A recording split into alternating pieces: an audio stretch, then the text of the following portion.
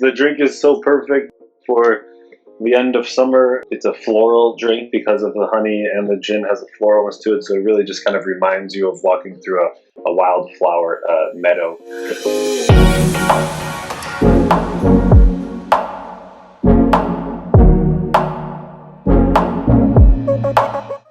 I'm going to make a bee's knees cocktail for you today. Hi there, I'm Sam Nelis, coming to you live from Montpelier, Vermont. I'm in the cocktail bar, which is in the distillery of Barr Hill, makers of Barr Hill products, Barr Hill Gin, Tomcat, and vodka. So I'm the beverage director here, so I help to curate the cocktail menu at the bar, as well as help with special events nationwide. Bee's Knees is by far what we make the most of here. It's a classic cocktail, actually, created in around 1920 with just 3 ingredients, gin, lemon juice, and a honey syrup. The Bee's Knees was actually Prohibition-era slang for the best, which is great. The reason why I think it's so special is because it's so simple. It's a 3-ingredient cocktail. It's a classic sour cocktail, but it forces you to really focus on the technique of how you're making the drink, how you're shaking, what kind of ice you're using.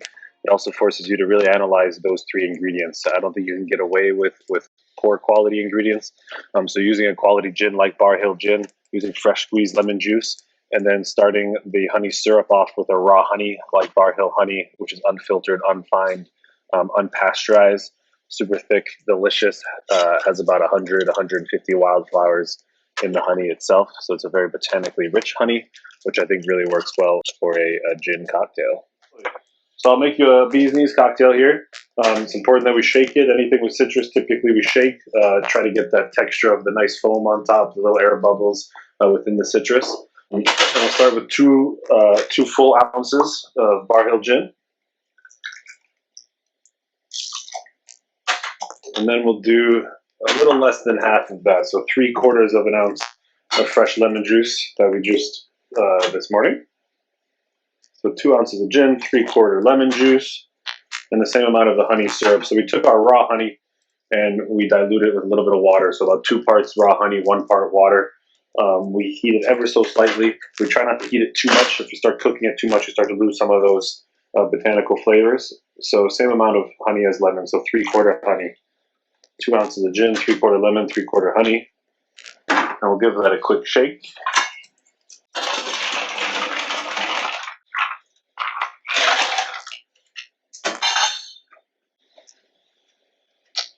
People should be careful of not trying to use just honey on its own. It's too thick to combine into the cold cocktail. So making that honey syrup, like I said, using a raw honey to start, I think is best. It could be a local honey. And then trying to really use that fresh citrus, it helps a lot. To not use the pre-bought citrus juice, lemon juice. We'll give this a shake.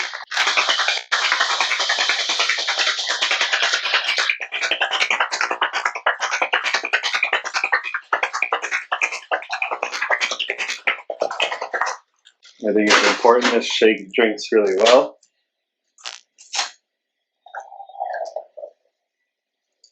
So that we give it a little bit of that texture.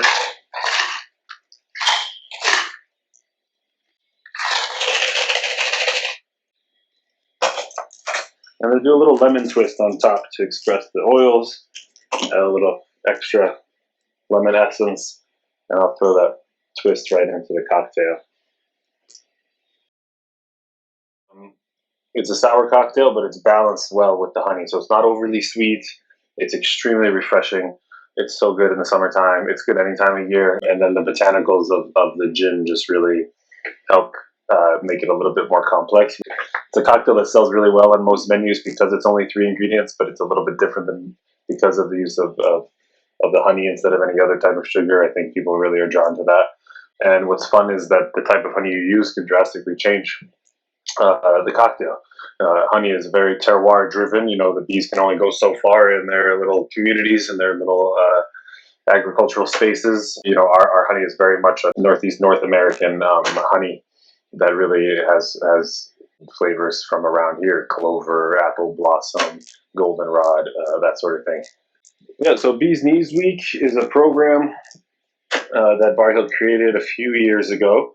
It's evolved and changed a little bit over time, but it's the last week in September leading into the very first couple days of October, and it's a way for everyone to get involved to help save the bees. So basically, 1 out of 3 bites of food that anyone takes required some sort of pollination for it to happen. And bees are dying off by record numbers lately, mostly due to pesticide use and large monocropping and commercial farming.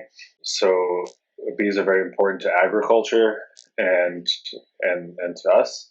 And we think more people should be aware of that. And so we created Bees Knees Week for folks to enjoy Bees Knees cocktail, snap a photo, go onto Instagram or social media, use the hashtag Bees Knees Week, and tag at Barr Hill Gin.